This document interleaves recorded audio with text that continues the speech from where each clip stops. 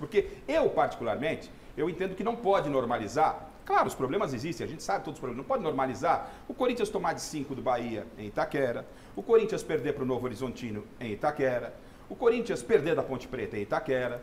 A gente tem que tomar um pouco de cuidado, porque estamos falando do Corinthians. Então, dá uma olhada aqui. O Corinthians, com todo o respeito que merece a Inter de Limeira, o Mirassol, o Corinthians está atrás de Inter e Mirassol e Lanterna, faltando uma rodada. Então, com tudo isso que eu falei, e você também pode interpretar da maneira que você acha. Foi vexame? O corintiano acha que foi vexame? Vocês acham que foi vexame? De quem é a culpa? Por que está acontecendo isso com o Corinthians, gente? O Corinthians chegou a estar na zona do rebaixamento no determinado momento do Campeonato Paulista. Eu acho que vexame, mas muito vexame. Um dos maiores vexames da era moderna do Corinthians. Porque num Campeonato Paulista, com esse grupo aí, um time do tamanho do Corinthians, não passar para uma fase de mata. Se a gente falou que o Santos passou por vexame no ano passado, no retrasado, o Corinthians não vai ser considerado vexame? É óbvio que é vexame. É óbvio, Corinthians, Palmeiras, São Paulo tem que passar por uma fase de eliminatórias de um Campeonato Paulista. Não pode parar no meio do caminho. O nível do Campeonato Paulista, gente, é muito, pode parar. Muito ruim. Gente, não pode parar esse negócio do palmeirense, já chegou ali na maquiagem falando pra mim que aquela entrada do Edmundo não foi nada. Então, não releva isso aí. Releva. Aí é personagem, né, Paulo? Nós estamos analisando o mas peraí, posso dar a minha opinião? Não, pode. Eu não posso. Vexame. Isso Vexame, é essa palavra é muito forte. Pode ser vergonha. Vergonha, acho que é melhor. Vergonha. Aí você usa essa expressão. Vergonha. Agora você fala vexame do... É vergonha. É um time com o Corinthians não se classificar. Eu acho vergonha. Agora, o início que foi feito, da forma que foi feito, o Corinthians não merecia estar classificado. Não mesmo. Não merecia estar classificado. Agora, tem jogadores, tem uma nova visão de um treinador. Estive agora com o Antônio Oliveira lá no A gente vai CT, chegar no futuro, nós vamos falar do futuro. Então, é uma preparação, Eu acho que o senhor respondeu, o senhor atendeu a minha pergunta. Sim, mas não podemos falar vexame. Estamos analisando o que tem aqui e a gente vai, inclusive, analisar, para mim, o Tonhão da Fiel, que eu chamo de forma carinhosa, não de forma pejorativa, né? O Antônio Oliveira está fazendo um bom trabalho. Ele chegou agora, está recebendo peça e a gente vai discutir isso. Mas isso que está aqui... Tirou do rebaixamento. Ou é vexame ou é vergonha, eu acho que pelo menos... não sei se vai dar consenso, pois não. Meu querido Garrafa, eu acho que foi vergonha e foi vexame. Tá vendo? As duas coisas. Não dá para separar as duas coisas. Tá Porque vendo? o vexame é aquela coisa, né? Como é que não classificou desse grupo? E foi uma vergonha por não ter classificado. Entendeu? É uma coisa simples. São duas palavras diferentes, mas quer dizer quase que a mesma coisa. É um sinônimo. Na verdade, são quase sinônimos aí, nesse caso. Nesse caso, né? A gente não pode deixar nunca de lado que foi um estado que ninguém esperava, né? Desde que começou o campeonato, todo mundo achava que o Mano ia dar certo. Eu acho que boa parte dessa desclassificação foi por causa do Mano Menezes também, né? Que ele ficou 4 jogos sem vencer. E 4 jogos fáceis. E perdendo, dos 6 que o Corinthians perdeu. Perdendo direito. O Ituano só ganhou do Corinthians. A única vitória do Ituano. A única vitória do Ituano foi contra o Corinthians. Um jogo horrível. Né, Renata? Ontem quase perde e deixa escapar uma vitória para o Santo André. Mas ontem o jogo em si estava muito fácil para o Corinthians. Fez 2-0, depois houve as mudanças, ele começou a colocar os novos jogadores, aí o time perdeu um pouco, aí desandou um pouco, aí veio o empate, aí depois veio o gol do Pedro Raul. Mas tudo isso em vista das mudanças que ele fez, para testar os jogadores também. E outra, né? Aquela vitória lá Corinthians, que a gente conhece, todo mundo aqui sabe como é que funciona. De qualquer forma, eu acho que essa troca de gestão, essa transição, ela ainda causa muito dentro do Corinthians. Até agora está causando. Impacto grande. O Rojas é um exemplo disso. Sim. Né? Então, assim, as coisas ainda estão um pouco atrapalhadas. E eu acho que a tendência é acalmar e em campo também essa organização que já começou muito pelo Antônio Oliveira, por peças que também estão chegando. O Coronado é um cara que eu estou muito curiosa para ver jogar. Eu tenho certeza que a gente vai mostrar eu tenho certeza que é um cara que vai fazer muito bem para o futebol brasileiro, para o Corinthians principalmente. Qual adjetivo você dá à campanha do Corinthians na primeira fase, Saporito? Vergonhosa. Vergonhosa. Miriam? Pelo tamanho do Corinthians. Pelo tamanho, claro. Garrafa, parceiros de bancada, Marina, quer dizer que a farra nem começou? Como é que é? O jogador já tá... Acabou a farra, não acabou a farra. Nem começou ainda. Peraí, jogador, calma. A farra nem começou. Porque, mas se deixar chegar, ninguém segura, hein? Não. Rafa, tudo que vocês falaram, o jogador, o Chico, todo mundo, aquela Renatinha que falaram, eu concordo. Estou acrescentando que num campeonato onde nós temos assim um nível técnico muito baixo, entendeu? Se o Corinthians chegasse em segundo, já seria uma decepção. Pela grandeza do clube... É que tem o Bragantino, etc. Que ainda você pode considerar um time de Série A. O Bragantino vem já de vários anos... Hoje é a terceira força paulista. Exatamente. Vários anos o Bragantino vem com uma identidade formada. Sim, um time base. O Caixinha é um bom treinador, já não é de agora. Né? E o Bragantino jogou muito mais que o Santos, arrebentou com o Santos, o Bragantino. E não é novidade para nós. Com 2 jogadores a menos. Não é novidade para nós, jogador. Então o que acontece?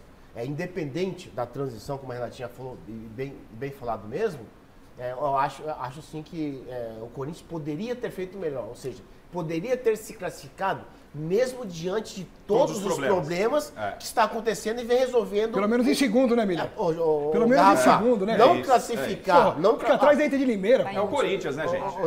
Rafa, não classificar no Campeonato Paulista, que é o mínimo que um clube grande tem que fazer, aí concordo com o Chico. Se pegar a folha ali, né, salarial, meu Deus. E nesse contexto todo, o Antônio Oliveira, eu tiro ele de lado. Sim. Aliás, antes da gente entrar na evolução que pode vir e que já está aparecendo, porque o Antônio Oliveira, daqui a pouco a gente vai mostrar os números do Antônio Oliveira, são positivos nessa chegada e ele trocando a roda com o carro andando. Vamos dar uma analisada nos lances de ontem?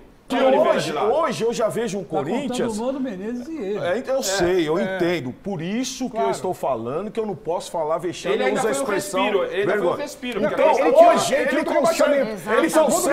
ele consegue trazer um jogador como o Yuri Alberto de volta.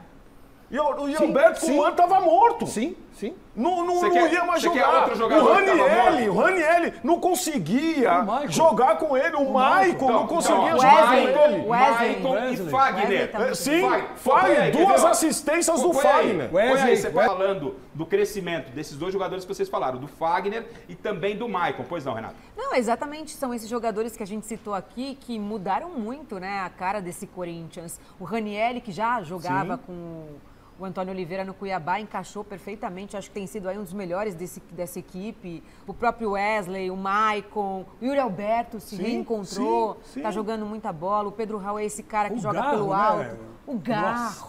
Aí vem um Coronado. Acho que o Corinthians daqui pra frente tem tudo pra dar certo e ser competitivo nesse campeonato. Posso fazer uma pergunta pro Paulo? Claro que pode. Posso fazer uma perguntinha pro Paulo? Claro que pode, Chico. Você jogou com o Neto durante muito tempo. Você não acha que o Garro lembra um pouco o Neto? É que o Garro é outro tipo de jogador, não lembra o Neto, porque ele tem mais fôlego. Porque o Bugalu, o Neto, ele jogava mais pra frente e nós jogávamos em função dele. Né? Em função dele, era completamente diferente. Talvez do jeito de bater na bola, uma pequena semelhança. Mas ele é mais neto que o Neto. O Neto tinha arranque, coisa que a gente velocidade, não vê, né? Velocidade. O Neto é gordo. O Neto se você puxar a lança aí, gordo. O Neto partindo pra dentro da área. Sabe por que eu perguntei isso pra vários ele? pênaltis. Sabe por que eu perguntei isso pra ele? É porque o Garro está em todos os setores do gramado.